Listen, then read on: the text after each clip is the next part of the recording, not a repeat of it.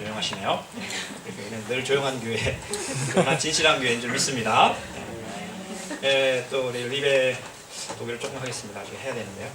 Liebe Bruno, ja, ich glaube, ja, ihr habt schon schönes und gnädiges neues Jahr angefangen, oder? Natürlich, ja. Ja. Ich wünsche euch lebendiges neues Jahr Anfang. Ich wünsche Ihnen 우리 alle. mit Jesus Christus.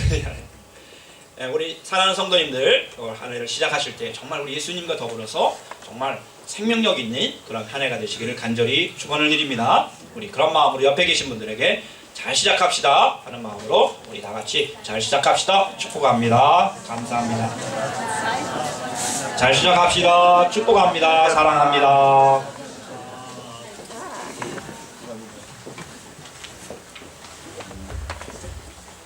저는 오늘 본 말씀 받들어서 우리 계속해서 데살로니가 후서 2장 말씀 함께 묵상하도록 하겠습니다. 흔들리거나 당황하는 일이 없도록, 마음이 흔들리거나 당황하는 일이 없도록 이제 라는 말씀을 제목으로 삼아서 함께 은혜를 나누고자 합니다.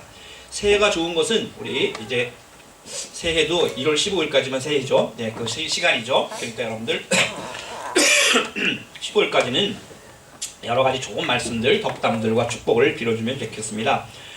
이제 앞으로 다가올 시간들에 대해서 우리가 정말 희망을 기원해주고 축복해주고 또한 소망을 간절히 이렇게 선포해주는 것은 참 좋은 일인 것 같습니다. 그런데 바라기는 1년 내내 우리가 그런 마음으로 서로를 위해서 기도하고 축복해주는 우리 사랑하는 성도님들 또는 우리 교회가 될 수 있기를 소원하며 간절히 축원을 드립니다. 새해만이 아니라 1년 내내 새해와 같은 마음으로 서로를 위해서 축복하는 마음으로 기도해주는 그런 우리들이 되기를 바라는 것입니다. 제가 이제 설교 준비를 하면서 우리 개인적인 축복과 소망을 많이 이제 얘기를 하고 있지만은 교회 공동체를 향한 그런 축복의 말씀을 해주실 수 있는 그런 분이 혹시 누가 계실까? 예전에는 이제 어르신들이 계실 때에는 꼭 새해에 이렇게 좋은 말씀들을 우리 한국에서는 이제 신문지상 기독교 신문들을 통해 가지고 많이 말씀을 해주셨는데 요즘에 한국 교회는 어르신들이 많이 안 계신 것 같아요. 영적인 지도자들이 많이 계시지 않은 것 같습니다. 이상합니다.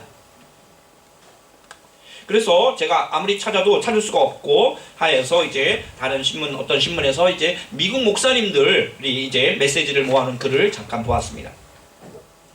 그 중에서 제가 얼굴을 보지는 못했지만 미국에 있는 목사님 잘 알지도 못하지만은 그 존 파이퍼라고 하는 그 목사님이 계신데 그분이 이제 은퇴하시고 그분이 이제 하나의 그 홈페이지를 하나 만드셔가지고 이제 운영하면서 많은 성도들의 상담도 받아주시고 또한 귀한 말씀도 해주시는 그러한 이제 목사님이십니다.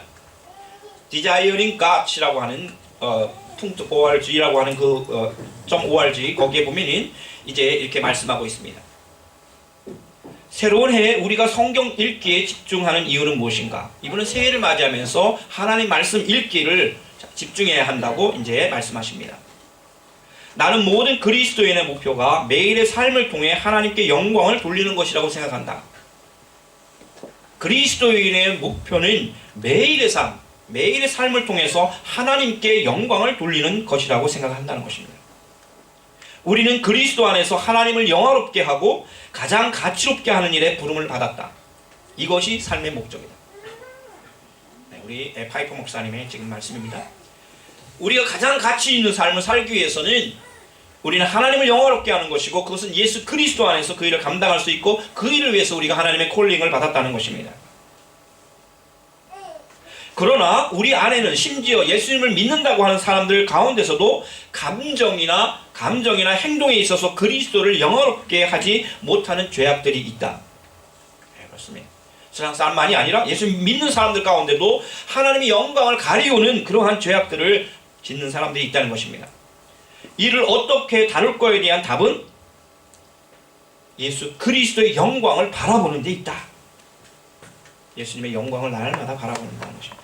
그분을 영광스럽게 여기고 그분의 영광, 그분의 가치, 그분의 영화로움, 그분의 아름다움, 그분의 위대함, 그분의 간절함을 바라보기 위해서는 우리는 중요한 것은 그분을 알아야 한다는 것입니다. 그분이 정말 어떤 분인가, 예수님은 나에게 정말 어떤 분인가를 알아야 한다는 것입니다. 여러분들이 보지 못하는 것을 볼 수는 없습니다. 알지 못하는 것을 우리가 어떻게 행할 수는 없는 것입니다. 정말 알지 못하는 것은 알지 못하는 것입니다. 알지 못하는 것을 소중히 여길 수 없습니다. 알지 못하는 것을 바라볼 수가 없습니다. 알지 못하는 것을 사랑할 수가 없습니다. 알지 못하는 것을 즐거워할 수가 없는 것입니다. 정말 우리가 예수 그리스도를 바라본다고 하면서도 소중히 여기고 즐거워하지 않는다면, 보물처럼 여기고 있다면 그것은 진정으로 우리 예수 그리스도 그분을 영화롭게 할 수 없다는 것입니다. 그리스도는 우리 안에서 가장 영화로워질 수도 있으시고 우리는 그분 안에서 가장 만족할 수 있다는 것입니다. 우리 안에서 바울도 데살로니가 전서에서 말씀하셨죠. 우리를 통해서 영광 받으시고 또한 우리의 영광이 되신다는 것입니다. 그러나 가장 중요한 것은 우리가 그분을 알지 못한다면 우리의 영혼이 매일 그리스도 안에서 깊은 만족을 누릴 수 없다. 예수 그리스도를 알지 못하면 예수 그리스도의 영광도 돌릴 수가 없고 예수님이 주시는 그 은혜와 깊은 영적인 만족과 기쁨을 누릴 수가 없다는 것입니다. 그리고 이제 파이퍼 목사님은 나의 초점은 이 같은 일은 매일 하나님의 말씀을 성경을 통해서 꾸준히 묵상할 때 일어날 수 있는 것이다. 네, 이분은 새해에 2018년 새해에 이러한 말씀으로 그 홈페이지에 들어오는 성도들에게 위로의 말씀과 소망의 말씀을 주셨습니다. 파이퍼 목사님은 형식적인 성경 읽기가 아니라 예수 그리스도의 영광으로 나아가는 그러한 하나님의 말씀 묵상 읽기를 제안하셨던 것입니다. 정말 고개가 끄덕여지는 말씀입니다. 새해를 시작하면서 하나님과 더불어서 365일 에녹과 같이 365년 동행했던 그 에녹처럼 매일매일 하나님과 동행하는, 하나님이 인도하심을 받는 우리 사랑하는 성도님들, 축복의 매일매일 하루가 되시기를 간절히 축원을 드립니다. 하나님 말씀을 매일 읽고 묵상하는 가운데 주님의 인자하심을 경험하고, 하나님이 나와 함께 하시는구나, 하나님 이런 분이시구나, 예수님은 나를 위해서 이런 일을 하셨구나, 그것을 경험하며 하나님을 찬양하고 하나님께 영광을 드릴 때 그 하나님의 영광이 나에게 어느덧 임하여 있는 것을 경험하게 되는 것입니다. 다른 사람이 알게 되는 것입니다. 오늘 본 말씀으로 들어가면서 우리는 좀 낯선 말씀을 듣게 됩니다. 우리가 하나님과 늘 동행하는 삶을 살아가고 있지만 우리 옆에서 그것을 방해하고 그것을 차단하려고 하는 또한 새롭지 않고 다른 세상의 영인 사탄의 도전이 있다고 하는 것입니다. 사도 바울 선생님께서는 데살로니가 전서를 쓰신 후에 얼마 있지 않아서 한 1, 2년이 흐른 다음에 다시 데살로니가 후서를 또 쓰십니다. 한 1, 2년 정도의 이제 간격이 있겠죠. 오늘 1장 2절 말씀 보면은 간절한 마음으로, 간청한다는 마음으로 비테라고 하면서 이제 데살로니가 성도들에게 말씀하고 있습니다. 형제자매 여러분, 우리 주 예수 그리스도께서 다시 오시는 일과 우리가 그분 앞에 모이는 일을 두고 여러분에게 간청합니다. 예수님 재림과 예배 앞에서 내가 여러분들에게 말한다는 거예요. 여러분은 영이나 말이나 우리에게 받았다고 하는 편지서에 속아서 주님의 날이 벌써 왔다고 생각하게 되어 마음이 쉽게 흔들리거나 당황하는 일이 없도록 하십시오. 이렇게 말씀하고 있습니다. 좀 굉장히 낯선 말씀입니다. 바울은 주님의 재림의 날과 주님 앞에서 심판의 날을 전제하고 또한 주님 앞에 모일 것을 생각하면서 데살로니가 성도들의 마음이 흔들리거나 당황하는 일이 없기를 바라고 계시는 것입니다. 아주 믿음이 좋은 데살로니가 교회를 향해서 바울이 왜 이런 말씀을 하실까를 생각하게 되는 것입니다. 당신이 하셨던 말씀에 속지 말라는 말을 하고 계시고 내가 너희가 보냈던 편지에 속지 말라는 말씀을 하고 있습니다. 이것은 무엇을 의미하는 것입니까? 바울이 본인이 보냈던 편지나 말이 사실이 아니었고 거짓말이라는 것을 의미하는 것입니까? 전혀 그렇지가 않은 것이죠. 바울이 보냈던 편지와 바울이 하셨던, 가르쳐 주셨던 그 말씀을 잘 이해하라는 것입니다. 아마 바울의 말씀을 잘 이해하지 못해서 마치 오늘이나 이번 달 몇 월 며칠 날 예수님이 오실 거라고 하는 그러한 급박한 그러한 종말론을 강조한 사람이 있었을지 모르겠습니다. 사람들이 두려워하는 것입니다. 1월 23일 오후 3시에 뉘른베르크 카이저북 성에서 우리 예수님이 오신다. 이건 확실한다. 내 목사직을 걸고 얘기한다. 그럼 여러분들 오시겠습니까? 안 오시겠습니까? 허승호 목사가 목사직을 걸고 얘기합니다. 1월 23일 우리 예수님 카이저북에 재림하십니다. 오실까요? 우리 교회 성도님들은 잘 안 오실 것 같아요. 그런데 마음은 흔들릴 겁니다. 정말일까? 목사님이 저렇게 말씀도 선포하시고 예배 석상에서 저렇게 담대히 말씀하셨는데 혹시나 한 3사람은 올 것 같아요. 저희 가족들은 이제 같이 가야죠. 여러분들, 그런데 초대교회에 이런 상황들이 있었습니다. 왜? 단지 그 말씀만 있는 것이 아니라 너무 힘든 상황이 있었기 때문에 그래요. 박해가 있었다는 것입니다. 너무 힘들었습니다. 예수님을 믿는다는 그 이유 때문에 밖으로는 황제가 와서 괴롭힙니다. 당시에 로마 황제가 클라디우스였을 텐데 이 4대째 황제가 와가지고 계속 힘들게 합니다. 그리고 그의 영향력과에 있는 총독들이 와서 예수님 믿으면은 마치 이상한 것 같이 박해를 하기 시작합니다. 교회 내부에서는 또 유대교인들이 또 박해를 합니다. 유대인들이 박해를 합니다. 그거 잘못된 거야. 신성 모독죄를 범하고 그냥 십자가에서 극형을 청하는 예수가 어떻게 메시아야? 아니야. 그러면서 오히려 핍박을 합니다. 안팎으로 고난을 당하고 생명의 위협을 당하고 환난과 박해가 있는 이 데살로니가 성도들은 그 임박한 종말론이 매력이 있었던 것이고, 그리고 구체적인 어떠한 시간 속에서 예수님이 오실 수 있다고 하는 가정을 가지니까 마음에 혼란이 일어났습니다.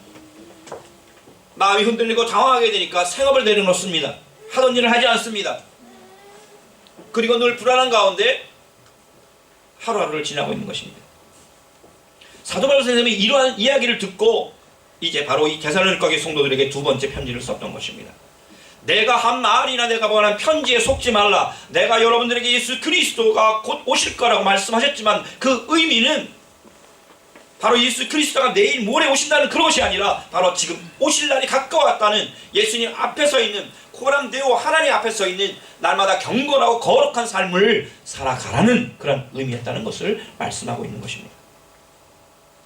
예수 그리스도께서 내일 오실지라도 오늘 하루 우리가 성실하고 주어진 믿음 생활과 우리 일상적인 삶을 잘 살아가야 한다는 것입니다. 그것에 흔들려가지고 좌우로 치우치나 우로 치우치지 말라는 것입니다. 사도 바울 선생님은 또한 분명하게 예수 그리스도께서 오실 때에는 적그리스도가 나타날 것이라고 하는 말씀도 하고 있습니다. 여러분은 아무에게도 어떤 방식으로도 속아 넘어가지 마십시오. 그날이 오기 전에 먼저 믿음을 배신하는 일이 생기고 불법자 곧 멸망의 자식이 나타날 것입니다. 적그리스도는 사탄이 그 안에 들어가서 하나님을 믿는 사람들을 박해하고 배교하게 만들고 또 그 자신이 적그리스도가 되어서 그리스도를 개견하는 그러한 멸망의 자식, 불법자가 된다는 것입니다. 바울이 누구를 상정했을까? 이제 곧 54년부터 68년, AD 54년부터 68년까지의 황제는 네로가 됩니다. 5번째 황제인 네로는 가장 포악한 그러한 황제였습니다. 이 네로의 손에 의해서 사도 바울 선생님도 순교를 당했고 베드로도 순교를 당했습니다.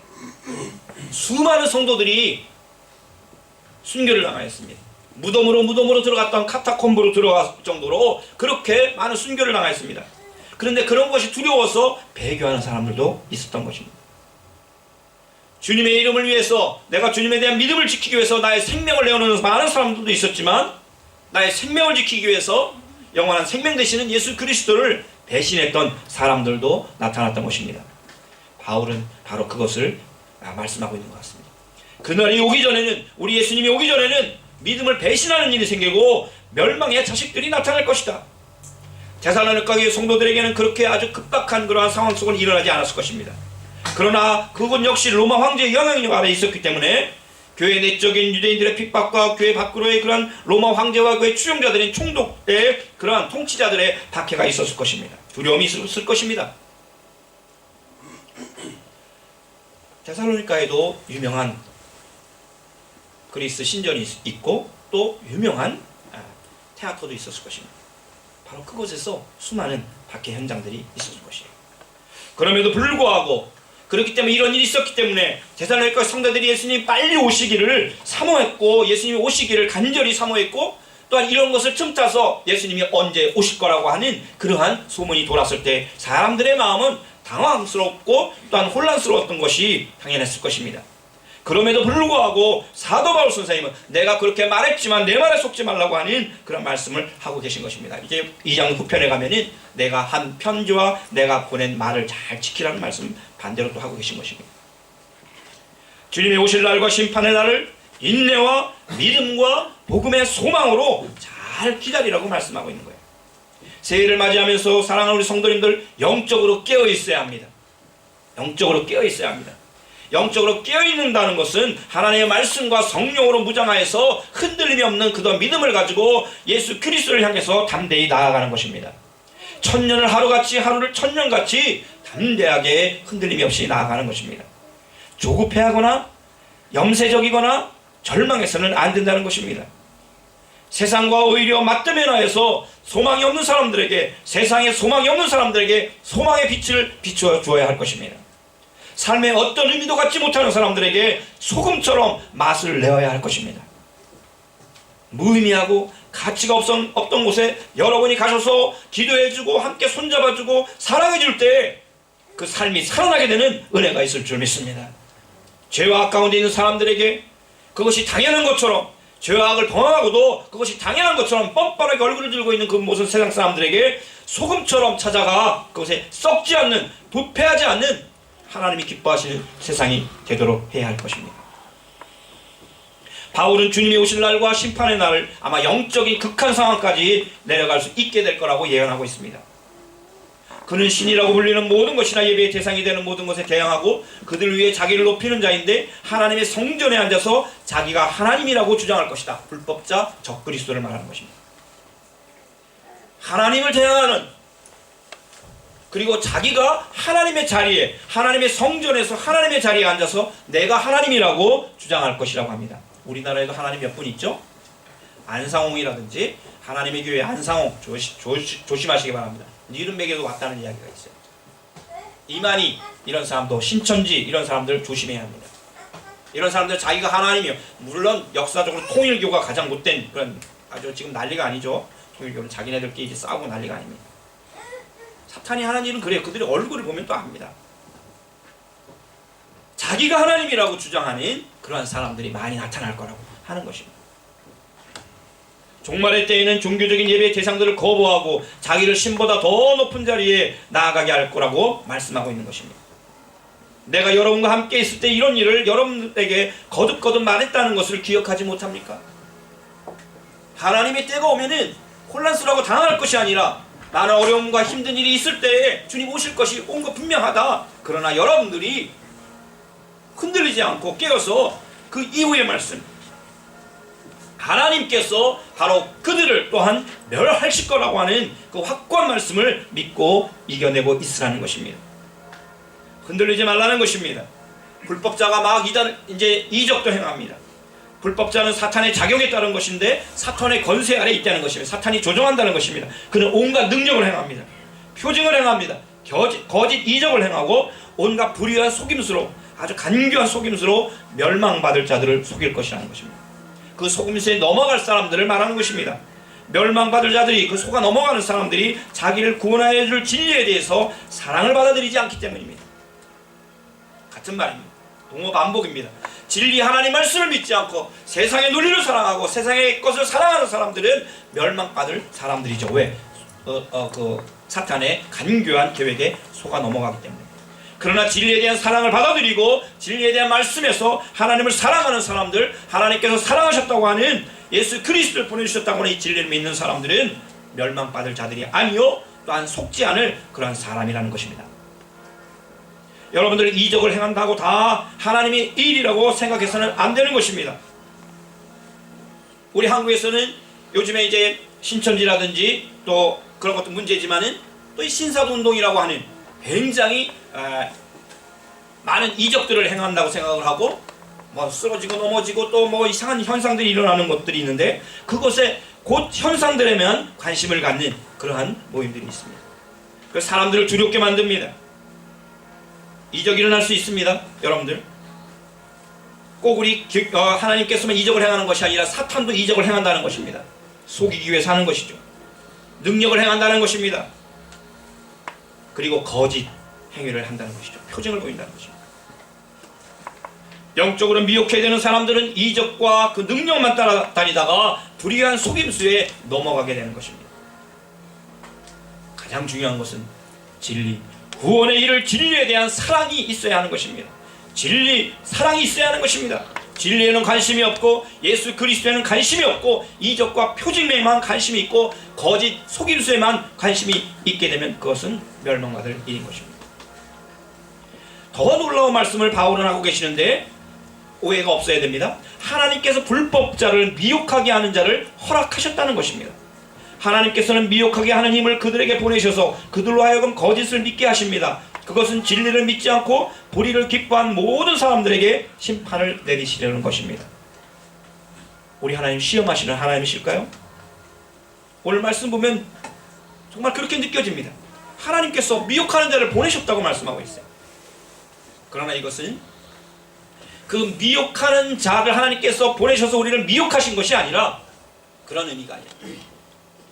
이 미혹해 하는 자조차도, 그 불법자조차도 자기가 아무리 사탄조차도 강하다고 할지라도 하나님의 권세와 하나님의 거룩한 계획 안에 있는 존재라는 것입니다.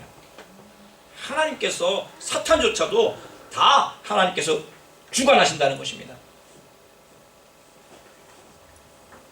신정론과 연관되는데 굉장히 우리가 주의해서 보아야 할 말씀인 것입니다. 여러분이 아닌 대로 그 자가 지금은 억제를 당하고 있지만 그의 때가 오면 나타날 것입니다. 불법의 비밀이 벌써 작동하고 있습니다. 사탄이 막 작동하고 있습니다. 다만 억제하시는 분이 물러나실 때까지는 하나님께서 그 사탄을 딱 누르고 계시다가 살짝 풀어주신다는 것입니다. 그것을 억제하실 것입니다. 그때 불법자가 나타날 터인데 주 예수께서 그의 입김으로 그를 죽일 것이며 그 오시는 광경의 광채로 그를 멸하실 것입니다. 예수 그리스도께서 그 불법자 적그리스도조차도 완전히 그의 빛으로 물러가게 하실 것이라는 것입니다. 저는 우리 사랑하는 성도님들에게 2018년 한 해가 반드시 분명히 복된 한 해가 될 줄 믿습니다. 우리 하나님께서 시간을 주실 때에는 우리에게 힘들고 고난당하고 어렵게 만들기 위해서 이 시간을 주신 것이 아닙니다. 100% 확신합니다. 하나님께서는 축복의 한 해를 우리에게 주셨습니다. 그렇다면 이제 우리가 우리에게 오셔서 우리에게 놀라운 은혜를 주시고 빛의 광채로 오시는 그 주님, 어둠을 물러가게 하시고 또한 하나님의 축복을 예비해 놓으신 그 놀라운 축복 가운데로 우리를 인도하시기를 간절히 사모하면서 주님과 동행해야 한다는 것입니다. 100% 올 한 해가 축복의 시간으로 끝나기를 원하는 사람은 100% 주님과 함께 동행할 때 가능하다는 것을 기억해야 할 것입니다. 주님 안에 있을 때에만 우리의 마음이 흔들리거나 당황하지 않을 수 있습니다. 주님 우리와 함께 하여 주십시오. 제가 주님 안에 있기를 원합니다. 주님 저희 안에 와 계시고 내가 주님 안에 있기를 원합니다. 2018년 새해를 말하면서 또 어느 한 목사님이 소망의 말씀을 하셨습니다. 간단하지만 또한 귀한 말씀입니다. 2018년 전 세계 많은 이들이 건강과 치유와 번영과 깨어진 세상의 치유를 소망하고 기대할 것이다. 2018년 전 세계 많은 이들이 건강하고 또한 치유되고 또한 부자가 되고 깨어진 세상을 치유하는 그러한 소망을 기대할 것이다. 그러나 우리는 그리스도께, 그리스도 한 분께 우리의 견고한 희망을 두자. 굉장히 짧지만 귀한 말씀입니다. 간단하지만 여운 있는 말씀입니다. 예수 그리스도 한 분께 견고한 희망을 두는 사람에게는 반드시 그 소망을 이루시는 하나님의 은혜가 임할 줄 믿습니다. 하나님 자리에 앉으려고 하는 것들은 불법입니다. 미래형이기도 하지만 오늘 우리들의 시대에도 또 하나님의 자리에 앉으려고 하는 수많은 것들이 우리들에게도 미혹 예형으로 다가오고 있습니다. 이럴수록 오직 2018년에 하나님의 왕 보좌에는 우리 하나님께서 앉으시고 우리는 하나님을 예배하며 하나님과 더불어 살아가는 은혜가 있기를 간절히 축원을 드립니다. 오직 예수, 오직 말씀에 집중하여 하나님의 임재하심과 인도하심을 받는 사랑하는 우리 성도님들 축복의 한 해가 되시기를 간절히 축원을 드립니다. 아멘.